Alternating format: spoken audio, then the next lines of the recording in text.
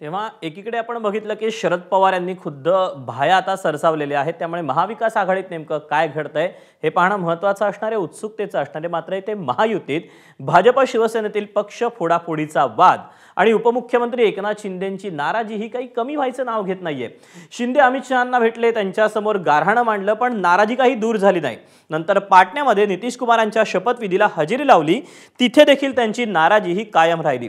भाया दिल्ली बिहारला जाऊन मुंबईत परत आले, तरीही नाराजी त्यांची तशीच आहे। भाजप शिंदेंची समजूत कशी काढणार आणि शिंदेंची नाराजी कधी दूर होणार, या सगळ्याचा आढावा घेणारा हा पुढचा राजकीय शोलेचा स्पेशल रिपोर्ट।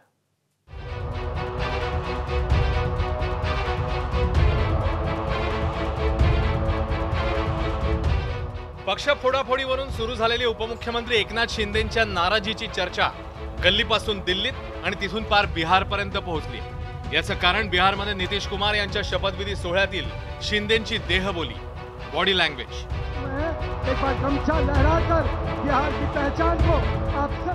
पाटण्याच्या ऐतिहासिक गांधी मैदानावरील शपथविधी सोहळ्यासाठी मुख्यमंत्री फडणवीस आणि दुसरे उपमुख्यमंत्री अजित पवार एकत्र गेले, एकत्र दिसले। मात्र उपमुख्यमंत्री एकनाथ शिंदे वाया दिल्ली शहांना भेटून मग पाटण्यात पोहोचले। शपथविधी सोहळ्यातही शिंदे फडणवीस एकत्र दिसले नाहीत।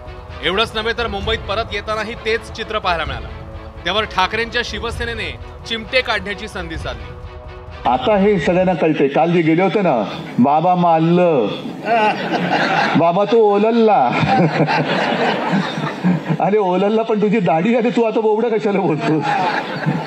हे एवढे लाचार झालेले आहेत लोक, पण स्वतःहून त्यांच्या ताटाखालचं मांजर झाल्यानंतर तुम्ही किती पट्टे मारा, मांजर भले वाघाची मावशी असली तरी मांजरी मांजरच असते, ती ताटाखालीच असते, त्या मांजराचा तरी वाघ नाही होऊ शकत। दिल्लीचेही तख्त राखितो, तो खरा आपला मराठी, तो खरा मराठा। आपण मरे मरे जे काय फोटो बघतो, दिल्लीचेही बूट चाटितो, हे आपल्या भगव्याच्या अवलादीचेच नाही, हे गद्दार आहेत सगळे।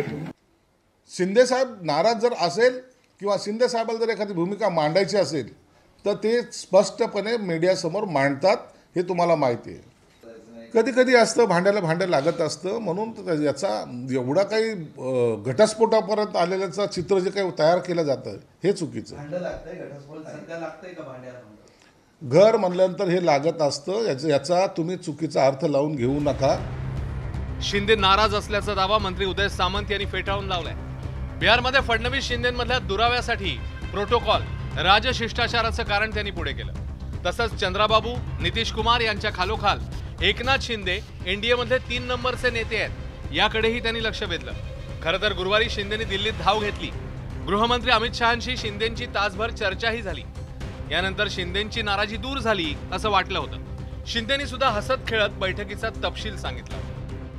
बिहारला सन्मानानं आमच्या नेत्यांना बोलवलं, आम्हाला सगळ्यांनाच अभिमान आहे। नरेंद्र मोदी साहेबांना पंतप्रधान करत असताना एनडीए जे एकत्र आलं, त्या एनडीएतले 3 नंबरचे नेते माननीय एकनाथ शिंदे साहेब आहेत, नितीश कुमार, चंद्राबाबू आणि एकनाथ शिंदे साहेब। आणि म्हणून जे काही टीका करतात ते दिल्लीला गेल्यानंतर हे 6व्या 7व्या रांगेमध्ये बसतात, पण शिंदे साहेब नरेंद्र मोदी साहेबांच्या, अमित शहांच्या आणि जे पी नड्डांच्या खुर्चीला खुर्ची लावून बसतात।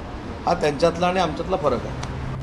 मात्र बिहार आणि तिथून राज्यात परतल्यावर शिंदेंच्या नाराजीची चर्चा सुरूच राहिली। शुक्रवारी सकाळी मुंबईत संयुक्त महाराष्ट्राच्या लढ्यातल्या हुतात्म्यांना अभिवादन करताना मुख्यमंत्री देवेंद्र फडणवीस आणि शिंदे समोरासमोर आले। दोघांनी एकमेकांना नमस्कारही केला, मात्र दोघांमध्ये तितकासा संवाद झालेला दिसला नाही। एरवी एकमेकांच्या बाजूला असताना दोघांमध्ये हसत खेळत संवाद व्हायचा, आज मात्र या दोघांमध्ये तो मोकळेपणा दिसला नाही। वर्षभरापूर्वी नोव्हेंबर महिन्यातच निवडणूक निकालानंतर मुख्यमंत्री कोण होणार यावरून रस्सीखेच सुरू होती, तेव्हा शिंदेंची अशीच नाराजी पाहायला मिळाली होती। त्याची आठवण या निमित्ताने सगळ्यांनाच झाली। ज्या नगरपालिका किंवा स्थानिक स्वराज्य संस्थांचे जे प्रश्न आहेत हे इथे राष्ट्रीय स्तरावर आणण्याचा काही विषयच नसतो, त्यामुळे आम्ही काल मुख्यमंत्र्यांच्या बरोबर बसलो, चर्चा झाली, त्यामधून एवढंच ठरलं की महायुतीला कुठेही गालबोट लागणार नाही, महायुतीमध्ये कुठेही मतभेद होणार नाहीत, याची काळजी प्रत्येक पक्षाने घेतली पाहिजे आणि तशा प्रकारच्या सूचना प्रत्येक पक्षाच्या प्रमुखांनी दिल्या पाहिजे, अशा प्रकारची चर्चा झाली।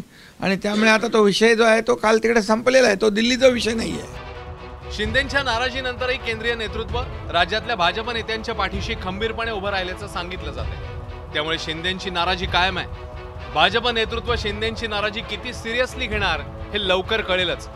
संदीप रामदासी, एबीपी माझा, मुंबई। एबीपी माझा, उघडा डोळे बघा नीट।